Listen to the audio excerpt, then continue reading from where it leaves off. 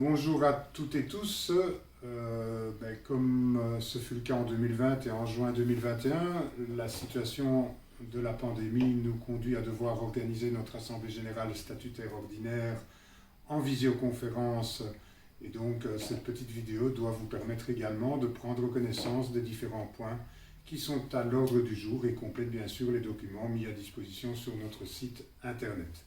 Alors cet ordre du jour est un ordre du jour classique pour une intercommunale pour sa seconde Assemblée générale ordinaire.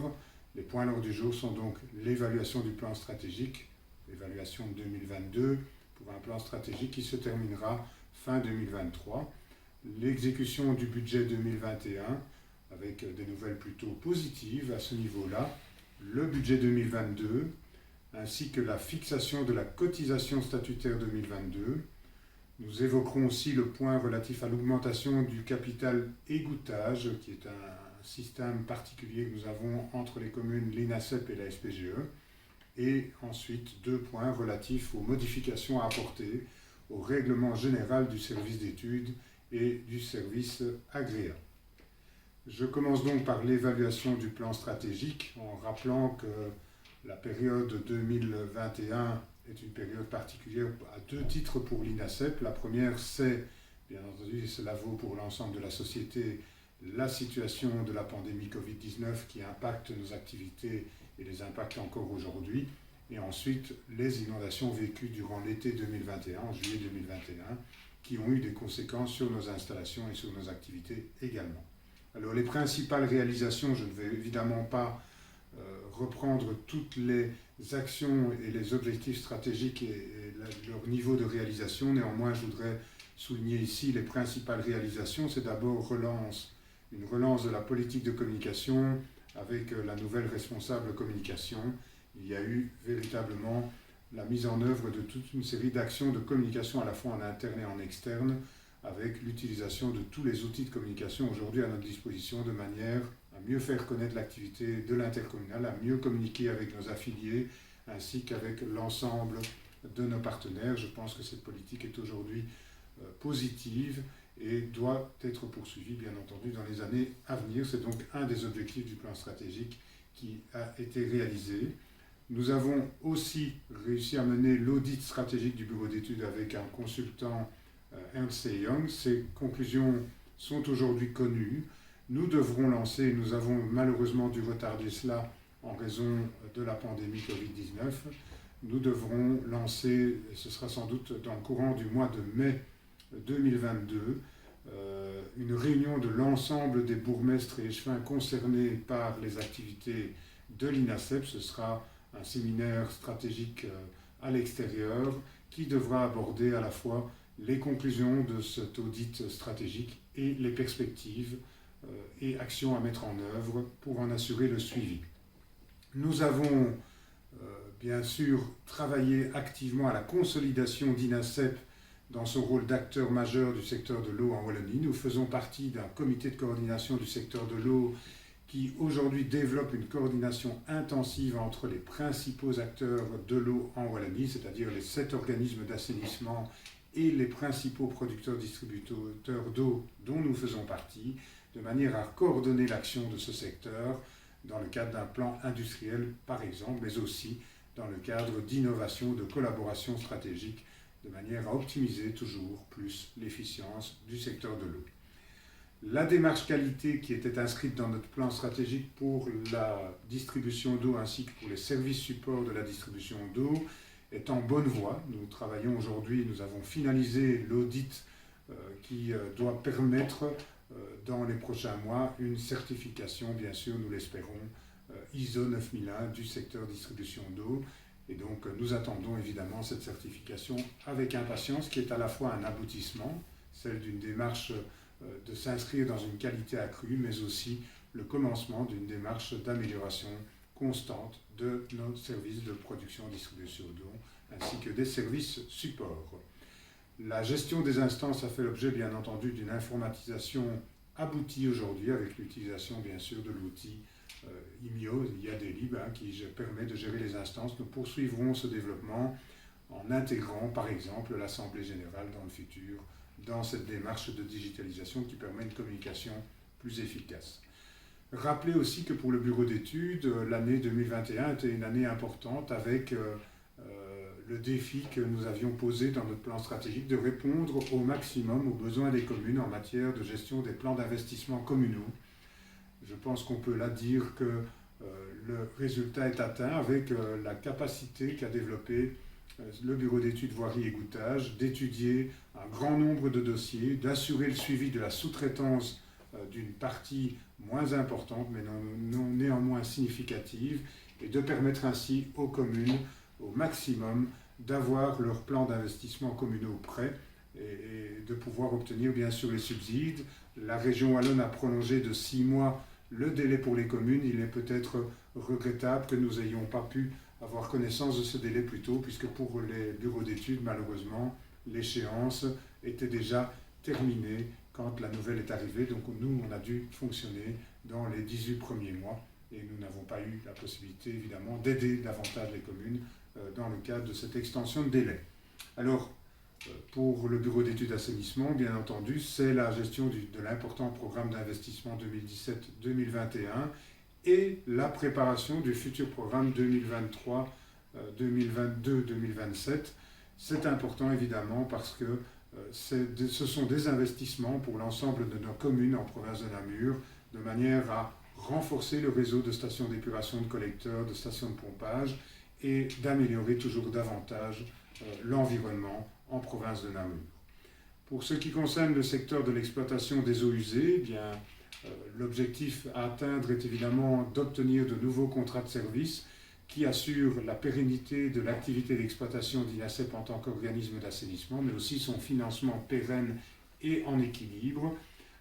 Le retard pris est surtout un retard lié aux négociations, qui n'est pas imputable évidemment à INASEP, mais bien à la volonté de coordonner les contrats de gestion que la région wallonne a avec la SPGE, la Société wallonne des eaux, et les contrats de service qui existent entre la SPGE et les différents organismes d'assainissement. Ceci devrait aboutir à la conclusion des contrats de service au plus tard fin 2022. Pour la distribution d'eau, au-delà de l'approche de l'équilibre financier et de sa pérennisation, il y a bien sûr les importants travaux réalisés tant en maintenance du réseau que par rapport à notre grand projet d'adduction d'autoroute de l'eau, comme on l'appelle, qui doit assurer bien sûr la sécurisation de la distribution d'eau pour toute une région.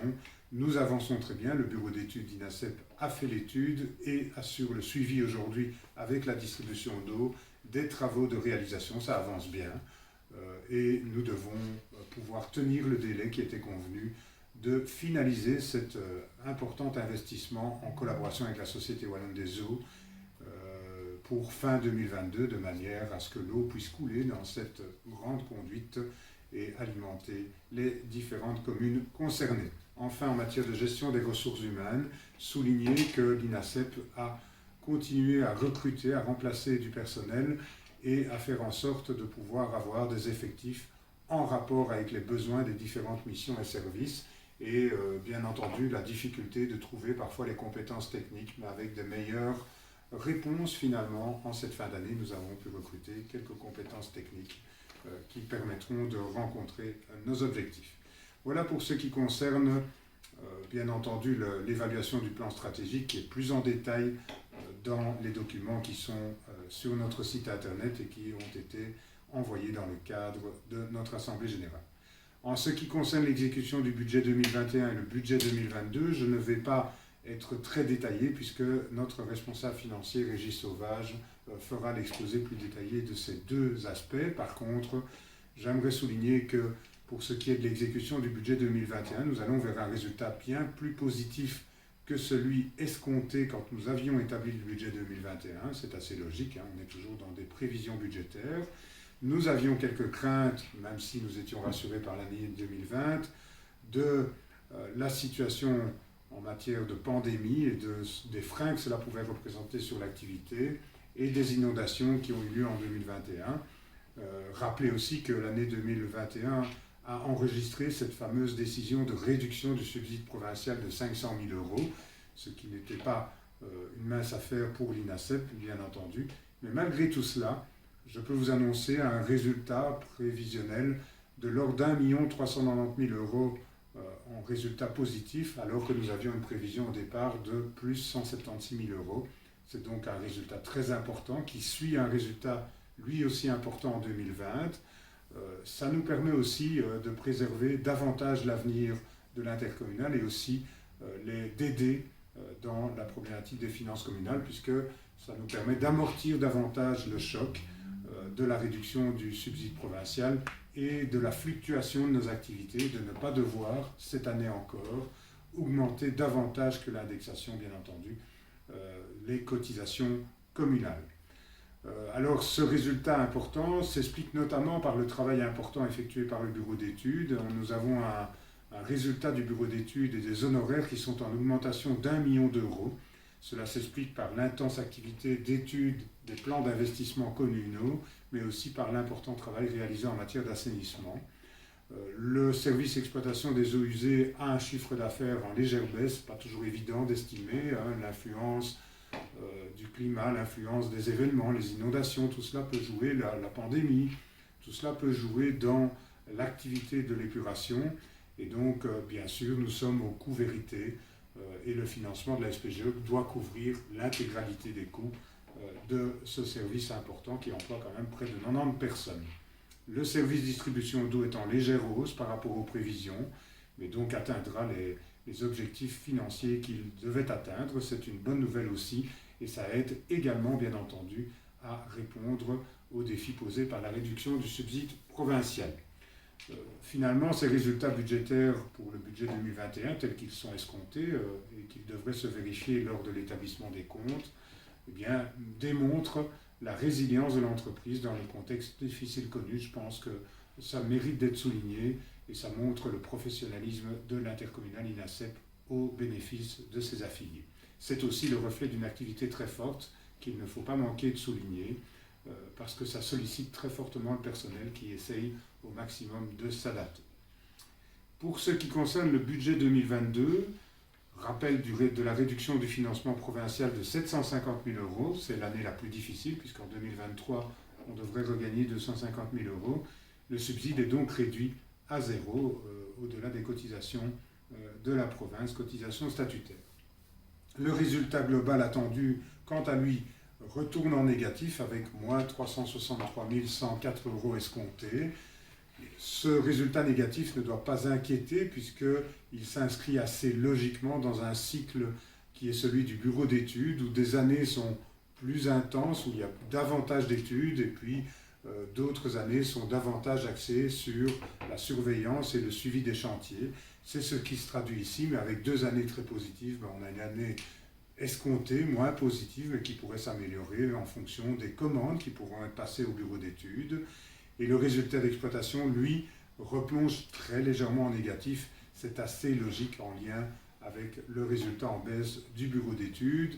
Il est bon de rappeler que quelque part, l'intercommunal arrive à amortir ce déficit du bureau d'études qui est quand même estimé à 1 million d'euros, et qui est couvert en partie par les cotisations, mais aussi par les recettes des années antérieures, et qui permet de ne pas devoir faire appel, en tout cas systématiquement, à un financement supplémentaire des communes. Il faut rappeler donc ce cycle sur plusieurs années, et si on regarde sur 4-5 ans, on voit que les résultats sont plus modérés en termes de négatifs, et donc il reste un déficit structurel qui devra faire l'objet sans doute d'un débat lors de notre séminaire stratégique avec l'ensemble des bourgmestres et échevins en mai 2022, mais à court terme en tout cas nous pouvons couvrir sans difficulté financièrement cette problématique financière du bureau d'études grâce aussi à la complémentarité des différentes activités de l'intercommunal. Le laboratoire connaîtra un déficit de 100 000 euros.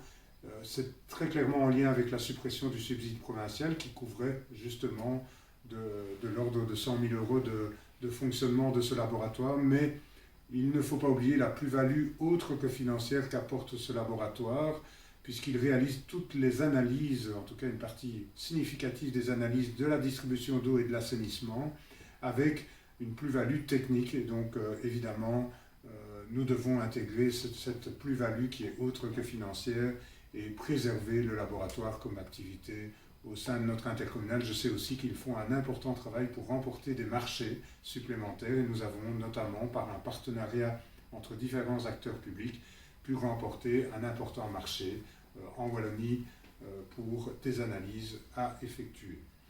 La distribution d'eau, je voudrais le souligner encore, est arrivée progressivement au point d'équilibre et donc ça c'est intéressant et c'est lié à toute une transformation de ce secteur. Depuis quelques années, on commence à enregistrer donc les résultats positifs. Ça doit permettre aussi d'investir dans le renouvellement des réseaux, de penser progressivement à moderniser les infrastructures d'accueil du personnel et des activités, ainsi qu'à la modernisation de nos installations en général. Quelques faits importants pour 2022, c'est bien sûr, je l'ai dit, la poursuite de la réalisation de l'adduction Est, le comité de coordination du secteur de l'eau qui se réunit régulièrement à l'échelle de la Wallonie et qui, comme je l'indique, réunit l'ensemble des grands acteurs de l'eau en Wallonie et qui travaille sur un plan industriel. Il faut savoir en effet que ces acteurs qui se réunissent au comité de coordination ont un plan d'investissement qui correspond à plus ou moins de 150 à 300 millions d'euros d'investissement par an, mais il reste des difficultés pour le réaliser pleinement. Et donc nous recherchons les voies d'optimisation et qui permettent de lever les obstacles à la réalisation de ce plan d'investissement par de la coordination, par aussi des messages qui doivent être envoyés sur les obstacles qui existent. Et donc l'objectif est toujours davantage d'efficience et je pense que le secteur de l'eau n'a pas à rougir dans ce domaine-là. Les négociations du contrat de service pour l'épuration qui doivent permettre de pérenniser le financement par la SPGE et même d'améliorer ce financement parce que je pense que l'INASEP pourrait bénéficier assez logiquement d'une correction positive de son financement dans le cadre de l'épuration. Il faut rappeler quand même que nous gérons un quart des stations d'épuration aujourd'hui de la Wallonie qui sont fort dispersées sur un territoire vaste et que par ailleurs le futur plan d'investissement implique encore pas mal de nouveaux ouvrages.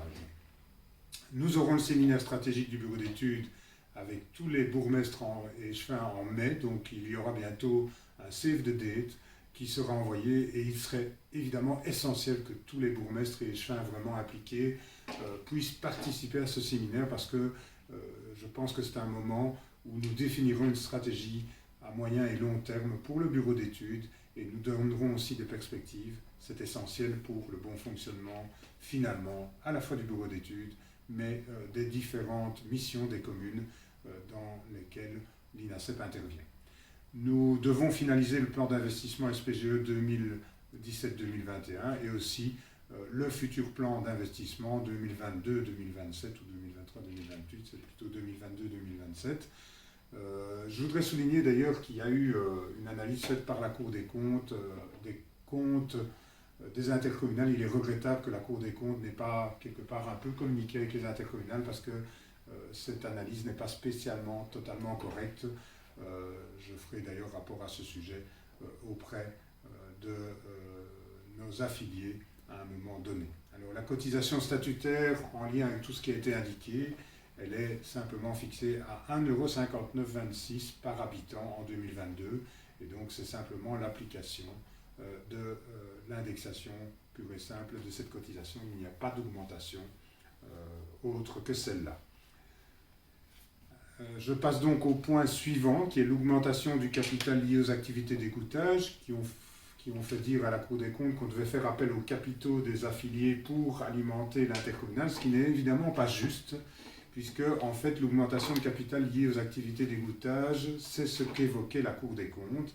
C'est simplement un mécanisme de financement de l'égouttage prioritaire qui a été mis en place par la SPGE pour aider les communes, un financement qui se fait au travers de prises de participation auprès de l'INASEP et l'INASEP prenant des participations à la SPGE, ce qui permet en fait d'éviter des emprunts et d'assurer le financement par la SPGE de cet égouttage prioritaire qui devait rencontrer les objectifs européens. C'est donc cela qui conduit en 2021 à une augmentation de capital dans les parts G d'1 699 312 €, libérés à 5%. Alors pourquoi à 5%? Puisque le refinancement se fait par les communes sur 20 ans. Et donc, il y a une souscription de parts équivalente de l'INASEP, de parts égouttage à la SPGE pour 699 312 € et une libération à hauteur de 5%, soit 84 965 €. C'est cela le point qui est à l'ordre du jour. J'en viens alors aux deux derniers points à l'ordre du jour. Je vais les mettre ensemble. C'est la modification du règlement général du service d'études et de l'agréat. Alors les principales modifications qui sont apportées, c'est l'ajout de la mission gestion et traçabilité des terres polluées, qui est un enjeu important dans tous les chantiers aujourd'hui. La modification des modalités d'ouverture des offres simplement pour tenir compte de la fermeture en fin d'année et le fait qu'aujourd'hui tout est en e-tendering, bien entendu. La facturation des honoraires par lot, sauf si un lot est inférieur à 75 000 €, à ce moment-là, la facturation se fera par le biais d'un autre lot pour éviter des facturations, trop de facturation quand ce sont des très petits lots. Et enfin, les règles applicables aux conventions en cas de report de sa signature. Parfois, nous envoyons, fréquemment d'ailleurs, des conventions à signer par les communes, par exemple en 2020, et puis finalement la convention ne revient signée qu'en 2021.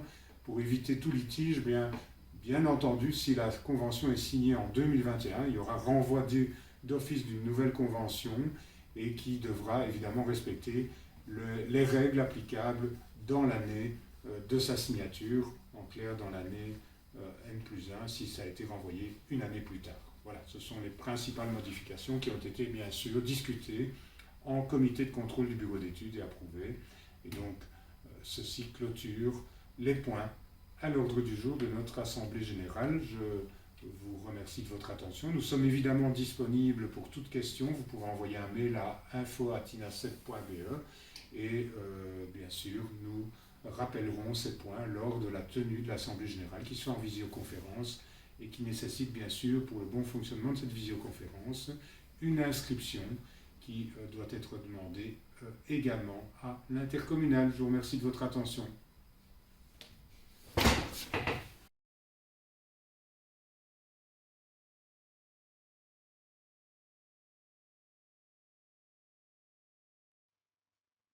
Bonjour à toutes et à tous. Voici la présentation du budget 2022 de l'INASEP. D'abord, un tout petit mot sur l'année en cours, où le chiffre d'affaires des bureaux d'études va être plus important de 1 million d'euros et les charges salariales moins importantes de 400 000 € par rapport au budget de départ, ce qui booste évidemment le résultat d'exploitation de cette année.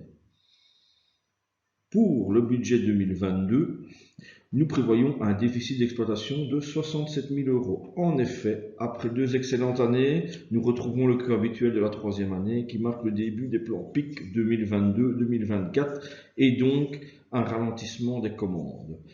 Avec une diminution de chiffre d'affaires par rapport à 2021 de 900 000 € en bureau d'études et de 250 000 € du subside provincial, ainsi qu'une augmentation de 300 000 € en distribution d'eau. Du côté des charges, une diminution de 500 000 € de la sous-traitance et une augmentation des charges salariales de 1 300 000 suite à des recrutements en 2022 qui étaient prévus en 2021 et la nécessité d'accroître le personnel du bureau d'études assainissement vu le planning des études prévues pour les 10 ans à venir. Passons au résultat d'exploitation des services. En eau usée, activité similaire, vu le contrat de service qui nous lie à la SPGE. En distribution d'eau, de nouveau un excellent résultat prévu. Le CVD est augmenté en janvier 2021, 6 ans après la dernière augmentation. Les charges salariales sont en hausse de 160 000 €. Au bureau d'études, le ralentissement des commandes ayant un gros impact sur la voirie égouttage et la surveillance liée à ce service. Au niveau assainissement, les engagements prévus font baisser le résultat, mais porteront leurs fruits à partir de 2023. Au laboratoire, cela reste identique, mais la stratégie est d'aller chercher de nouveaux contrats pour se rapprocher de l'équilibre.